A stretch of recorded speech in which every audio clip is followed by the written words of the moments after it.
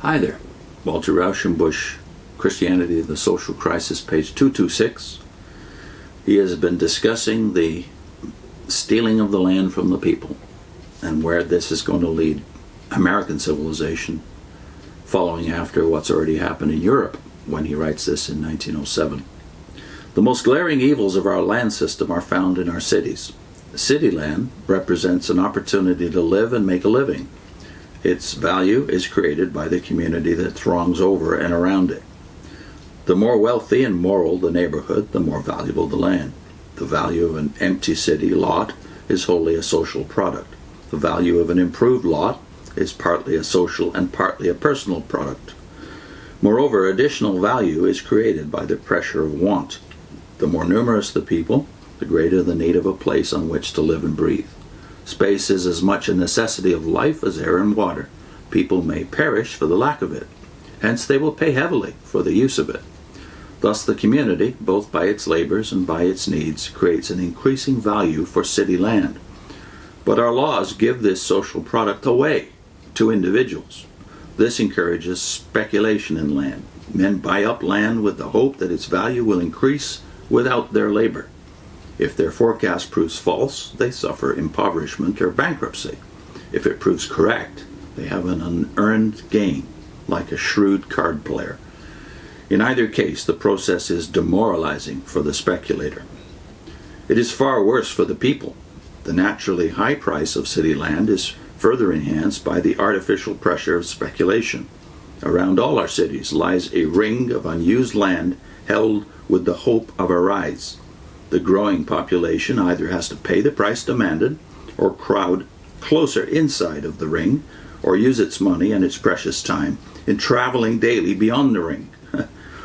This of course predicts the growth of the suburbs. If the city enjoys a rapid growth, rents and land prices rise, the landowners absorb a large part of the increase in wealth, and the boom is choked. The crowding of the cities increases the expenses for fire protection, police, and sanitation. It is responsible for many of the most deadly diseases, especially tuberculosis.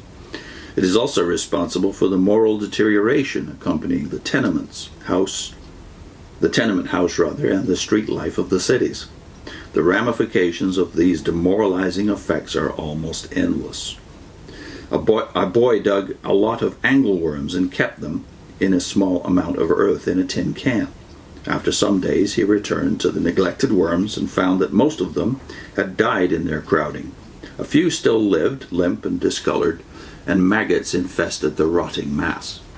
Here were organisms taken out of their natural surroundings in which they would have maintained their cleanliness and health, and crowded to their death. The parable is plain. The values thus created by society and absorbed by individuals are enormous.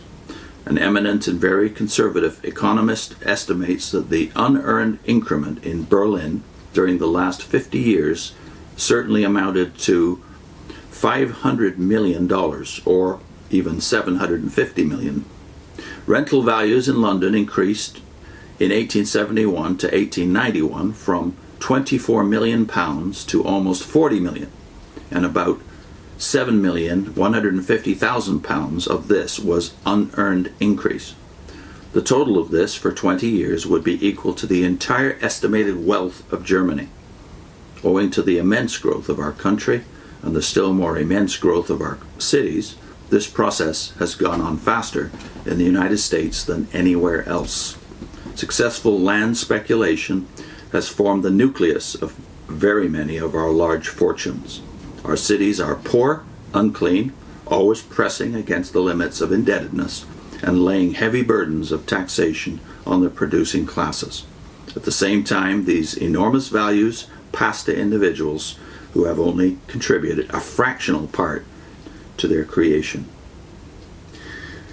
Put in a link to Rauschenbusch's prior discussion of the Jubilee system. The land is mine, says Jehovah.